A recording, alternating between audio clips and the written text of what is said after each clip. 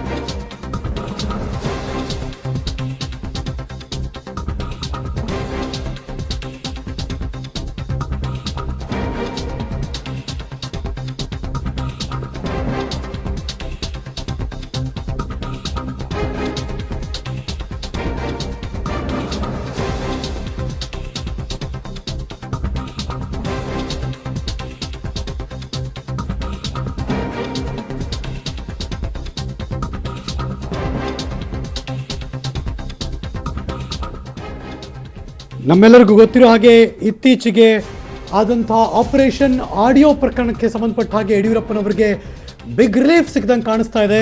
ಕಲಬುರಗಿಯ ಹೈಕೋರ್ಟ್ ಪೀಠದಿಂದ ಮಹತ್ವದ ಆದೇಶ ಹೊರಗೆ ಬಂದಿದೆ. FIR ವಿಚಾರಣೆ ಇದೀಗ ತಡೆ ಮಾಡಲಾಗಿದೆ ಅನ್ನೋದು ಈ ಕ್ಷಣದ ಬ್ರೇಕಿಂಗ್ ನ್ಯೂಸ್. ದೇವದುರ್ಗದಲ್ಲಿ FIR ದಾಖಲಾಗಿತ್ತು. ಆ ವಿಚಾರಣೆಗೆ ತಡೆ ಕೋರಿ ಅರ್ಜಿ ಸಲ್ಲಿಸಲಾಗಿತ್ತು. ಕಲಬುರಗಿ ಹೈಕೋರ್ಟ್ ಪೀಠದಿಂದ ಮಹತ್ವದ ಆದೇಶ. ಸೊ ಈ ಕ್ಷಣಕ್ಕೆ FIR ವಿಚಾರಣೆ ಆಗಲ್ಲ. BS ಯಡಿಯೂರಪ್ಪನವರಿಗೆ ಈ ಕ್ಷಣ ಒಂದು ಬಿಗ್ ರಿಲೀಫ್ ಚುನಾವಣೆ ಟೈಮ್ನಲ್ಲಿ.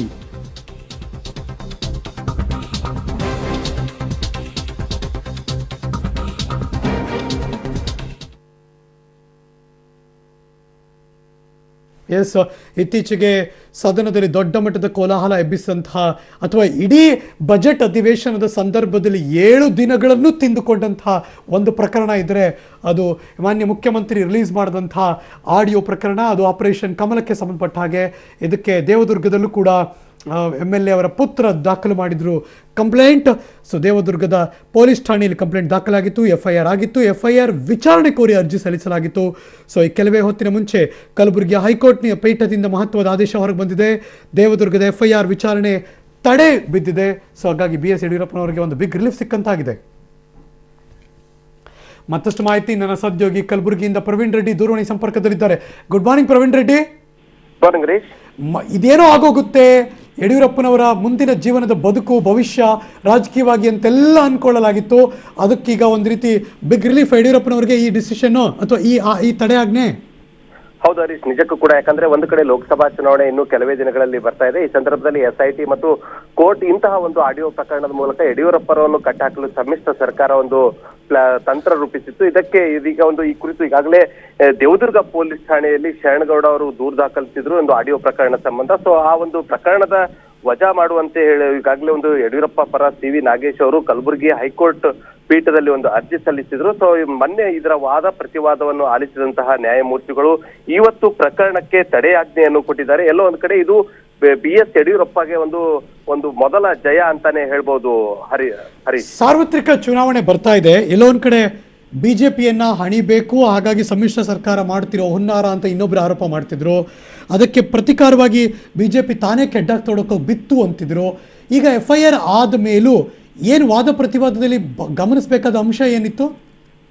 ಪ್ರಮುಖವಾಗಿ ಏನಂದ್ರೆ ಹರೀಶ್, CV ನಾಗೇಶ್ ಅವರು ಒಂದು ವಾದ ಮಂಡನೆ ಮಾಡಿದ್ರು. 1992ರ ಪ್ರಕರಣ ಮತ್ತು 2004ರ ಮೂರು ಪ್ರಕರಣಗಳನ್ನು ಇಟ್ಟುಕೊಂಡು ನ್ಯಾಯಾಧೀಶರಿಗೆ ಒಂದು ಮನವರಿಕೆ ಮಾಡಿಕೊಟ್ಟಿದ್ರು. ಈ ಒಂದು ಪ್ರಕರಣದಲ್ಲಿ ಶರಣಗೌಡ ಏನಿದ್ದಾರೆ, ಅವ್ರು ಯಾವುದೂ ಕೂಡ ಸಾಂವಿಧಾನಿಕವಾಗಿ ಯಾವುದೋ ಒಂದು ಹುದ್ದೆಯನ್ನು ಈ ಒಂದು ಹುದ್ದೆಯಲ್ಲಿಲ್ಲ.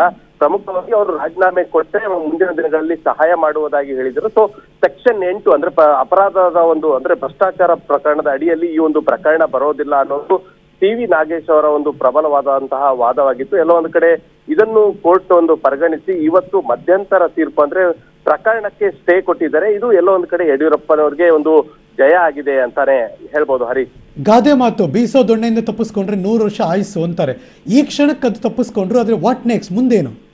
ಹರೀಶ್, ಈಗಾಗಲೇ ಈಗ ಒಂದು ಬೀಸೆ ದೊಣ್ಣೆಯಿಂದ ಪಾರಾದ್ರೆ 100 ವರ್ಷ ಆಯ್ತು ಅನ್ನೋ ಹಂಗೆ ಈಗಾಗಲೇ ಪ್ರಕರಣಕ್ಕೆ ತಡೆ ಏನೋ ಕೋರಿದೆ. ಈಗ ಯಡಿಯೂರಪ್ಪ ಅವರ ಒಂದು ವಕೀಲರ ಒಂದು ಎರಡನೇ ಒಂದು ಸ್ಟೆಪ್ ಅಂದ್ರೆ ಪ್ರಮುಖವಾಗಿ ನ್ಯಾಯಾಲಯದಲ್ಲಿ ಪ್ರಕರಣವನ್ನು ರದ್ದತಿಗೆ ಕೋರಿ ಈಗಾಗಲೇ ಒಂದು ಅರ್ಜಿ ಸಲ್ಲಿಸಲಿದ್ದಾರೆ. ಪ್ರಮುಖವಾಗಿ ಒಂದು ಏನಿಗೆ ಪ್ರಕರಣ ದಾಖಲಿಸಿದ್ದಾರೆ ಇದರ ಅಡಿಯಲ್ಲಿ ಪ್ರಕರಣ ರದ್ದು ಕೋರಿ ಒಂದು ಅರ್ಜಿ ಕೂಡ ದಾಖಲಿಸಿದ್ರು. ಸೊ ಅದರ ಒಂದು ವಿಚಾರಣೆ ಮುಂಬರುವ ದಿನಗಳಲ್ಲಿ ಒಂದು ನ್ಯಾಯಪೀಠ ಮಾಡ್ತಾ ಇದೆ. ಸೊ ಮೊದಲನೇ ಹಂತದ ಜಯ ಅಂದ್ರೆ ಪ್ರಕರಣಕ್ಕೆ ತಡೆ ನೀಡಬೇಕಾಗಿತ್ತು. ಎಲ್ಲೋ ಒಂದ್ ಕಡೆ ಬಿಗ್ ಲೀಪ್ ಅಂತಾನೆ ಹೇಳ್ಬೋದು ಯಡಿಯೂರಪ್ಪನವರಿಗೆ.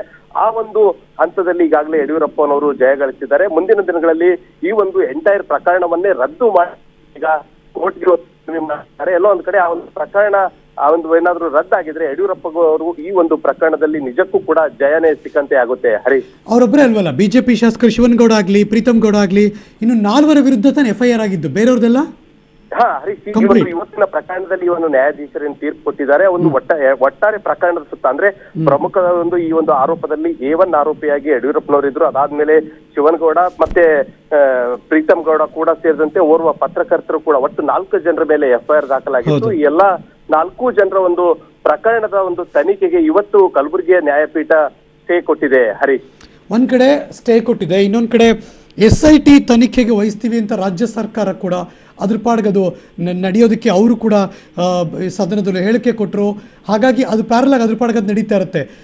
ಈ ವಿಚಾರಕ್ಕೆ ಸಂಬಂಧಪಟ್ಟ ಹಾಗೆ ಈಗ ಇವ್ರ ಕಡೆಯಿಂದ ಅಂದರೆ ಈಗ ಯಾರು ಕಂಪ್ಲೇಂಟ್ ಲಾಡ್ಜ್ ಮಾಡಿದ್ರು, ವಾಟ್ ನೆಕ್ಸ್ಟ್, ಅವ್ರ ಮುಂದೆ ಇರುವಂಥ ಆಪ್ಷನ್ಸ್ ಏನು? ಅದರ ಮುಂದಿನ ಒಂದು ಸಾಧ್ಯತೆಗಳನ್ನು ಈಗ ಅದರ ಬಗ್ಗೆ ಇನ್ನೂ ಸ್ಪಷ್ಟವಾಗಿಲ್ಲ. ಶರಣ್ ಗೌಡ್ರದು ಶರಣಗೌಡ ಏನು ದೂರ್ದಾರಿದ್ದಾರೆ ಅಂದ್ರೆ ನಾಗನಗೌಡ ಒಂದು ಪುತ್ರ ಅವರು ಶರಣಗೌಡ ಅವರು, ಅವರ ಮುಂದಿನ ನಡೆ ಏನು ಅನ್ನೋದು ಇನ್ನೂ ಕೂಡ ಗೊತ್ತಿಲ್ಲ. ಯಾಕಂದ್ರೆ ಅದು ಕಾನೂನಿನಲ್ಲಿ ಯಾವ ರೀತಿಯಂತಹ ಸಾಧಕ ಬಾಧಕಗಳಿವೆ ಎಂಬುದು ಒಂದಿಷ್ಟು ಅದನ್ನ ತಿಳ್ಕೊಂಡ ನಂತರ ಮಾತಾಡ್ಬೇಕಾಗುತ್ತೆ ಹರೀಶ್. ಯಾಕಂದ್ರೆ ಪ್ರಮುಖವಾಗಿ ಯಾಕೆಂದ್ರೆ ಅಲ್ಲಿ ಯಡಿಯೂರಪ್ಪನವರು ಮಾತಾಡಿದ್ದಾರೆ ಅನ್ನೋದಷ್ಟೇ ಅಲ್ಲದೆ ಮಾತನಾಡುತ್ತಿರ್ಬೇಕಾದ್ರೆ ನ್ಯಾಯಾಧೀಶರ ಬಗ್ಗೆ ಮತ್ತು ಸಭಾಧ್ಯಕ್ಷರ ಬಗ್ಗೆ ಹೀಗೆ ಹಲವಾರು ಮಾತುಗಳಲ್ಲಿ ಕೇಳಿ ಬಂದಿದ್ದನ್ನ ಕೋರ್ಟ್ ಅಂತ ಕೇಳಕ್ ಬಯಸ್ತಾ ಇದ್ದೀನಿ ನಾನಷ್ಟೇ. ಪ್ರಮುಖವಾಗಿ ಇಲ್ಲಿ ಉಲ್ಲೇಖ ಆಗಿದ್ದು ಅಂದ್ರೆ ಈ ಒಂದು ಸೆಕ್ಷನ್ 8 ಪ್ರಕಾರ ಈ ಒಂದು ಪ್ರಕರಣದಲ್ಲಿ ಶರಣಗೌಡ ಬರೋದಿಲ್ಲ. ಅಂದ್ರೆ ಯಾವುದೇ ರೀತಿಯಂತ ಶಾಸಕಾಂಗದಲ್ಲಿ ಅಥವಾ ಒಂದು ಉನ್ನತ ಒಂದು ಸರ್ಕಾರಿ ಹುದ್ದೆಯಲ್ಲಿಲ್ಲ, ಅವರು ಕೂಡ ಶಾಸಕರಾಗಿಲ್ಲ. ಪ್ರಮುಖವಾಗಿ ಅಂದ್ರೆ ಭ್ರಷ್ಟಾಚಾರ ಕಾಯ್ದೆ 8ರ ಪ್ರಕಾರ ಶರಣಗೌಡ ಅವರಿಗೆ ಯಾವುದೇ ರೀತಿಯಾದಂತಹ ಈ ಒಂದು ಭ್ರಷ್ಟಾಚಾರದ ಪ್ರಕರಣ ದೂರು ದಾಖಲಿಸಲು ಬರೋ. ಥ್ಯಾಂಕ್ ಯು ಈ ಕ್ಷಣದ ಮಾಹಿತಿಗಾಗಿ. ಆಪರೇಷನ್ ಅಡಿ ಪ್ರಕರಣದಲ್ಲಿ ಈ ಕ್ಷಣಕ್ಕೆ ಯಡಿಯೂರಪ್ಪನವರಿಗೆ ರಿಲೀಫ್ ಸಿಕ್ಕಿದೆ.